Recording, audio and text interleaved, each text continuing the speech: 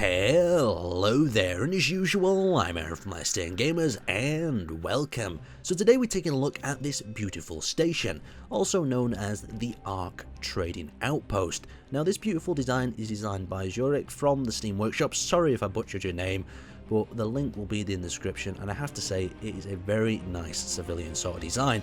Now many of you have requested me to actually have a look and review a few stations, so this is one I spotted and I thought, wow, the layout is perfect. It's got space for both large ships and smaller ships above, but as usual, we'll start with the exterior tour and then we'll work our way into the centre.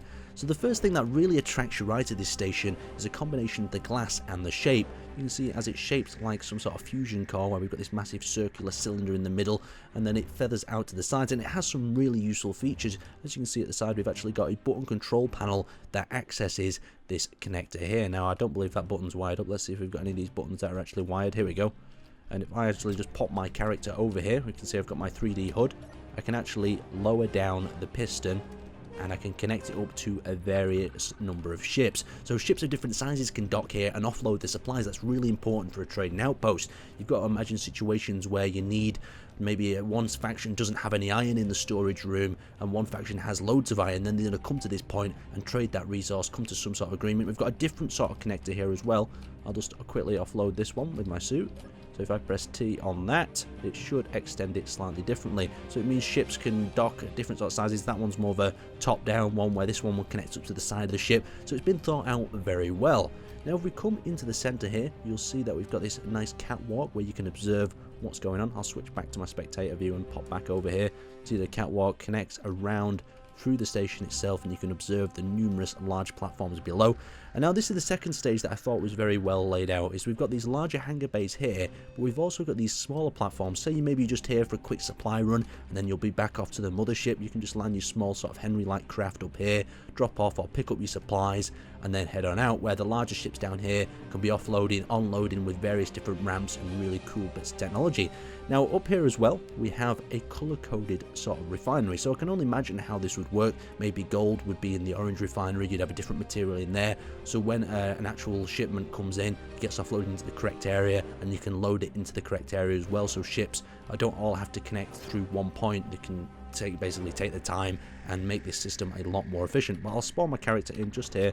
So now that we've came down to this level, you'll notice next to each one of these refineries that represents a different sort of supply area, we have a little door and an office. And if we step inside here and press this button, it'll actually seal the airlock and acts as an airlock, so it'll suck the air into this room and pressurize it.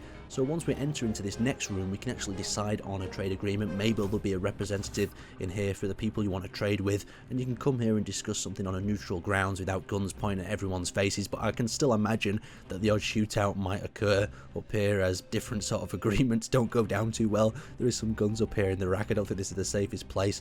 Maybe you could have some security based within this trading outpost that acts as a neutral sort of protection. I don't know. It's up to you what you do with it on your server or so on, and how much imagination you want to put into it. So if we press that button again, it should open the doors on this side, seal that up, suck the air out of the room. It's doing that, so you can see the small particle effect. I love this 3D HUD, by the way. You can see how they've added this little bar as well, giving you meters per second speed. So if we continue onto this area, we'll go a little bit lower. You can see we've got the larger ship landing pads that are all connected up by a platform, so you can simply walk up to the upper levels, just like a car park or a multi-story sort of shopping centre. Beautiful. And then as we come down a little bit lower, we've got these final archways that you at first thought maybe were a reserved sort of parking area, and maybe in the future you could connect that up to the staircase.